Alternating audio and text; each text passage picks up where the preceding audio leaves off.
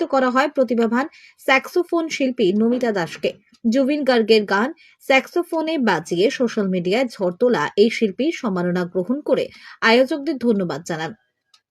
অনামিকা সাহা এবং সুজিত মণ্ডলের মতন বড় মাপের ব্যক্তিত্বদের সাথে শিলিগুড়ির স্থানীয় মেধার এই মেলবন্ধন উত্তরবঙ্গের সিনেমা জগৎকে আগামী দিনে আরো বড় স্বপ্ন দেখতে সাহায্য করবে। একটা গান করেছি, ঠিক এইরকম একটা গান ছিল আমার যায় পাখি উড়ে রোমিও ফিল্মে, কিন্তু জুবিনের জন্য আমি সকাল 9টা থেকে রাত্রি 10টা অবধি বসেছিলাম বোম্বেতে। আমি আর জিদ্দামুলি আসতে পারিনি বলে এই গানটা গেয়েছিল রানা ঘোষ।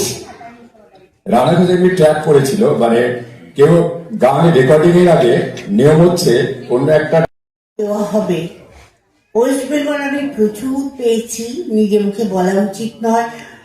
যদি কখনো আমার বাড়িতে কেউ যান তাহলে দেখবেন আমার রাখার জায়গা। ৪৫ বছর অভিনয় করে আজ যদি আমার কথা মনে রেখে এই নর্থ বেঙ্গল সিনে অ্যাওয়ার্ড আমাকে অ্যাওয়ার্ড দিচ্ছে, এটা আমি একটু ইমোশনাল হয়ে যাচ্ছি।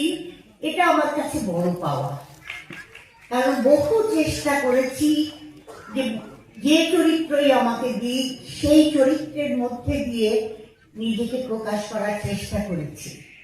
তো আজকে আমি সাকসেসফুল, যে এখন আমি ফুল করিনি, সাকসেস হয়তো এসছে কিন্তু সাকসেসফুল করিনি। তবে ঈশ্বর যদি সহায় থাকে আমি ফুল হব, সেই বিশ্বাস আমার আছে। আর এখানে এই সিনে অ্যাওয়ার্ড এর জন্য কাকে ছেড়ে কাকে ধন্যবাদ দেবো আমি জানি না, তবে সঞ্জয় যে আমার সঙ্গে যোগাযোগ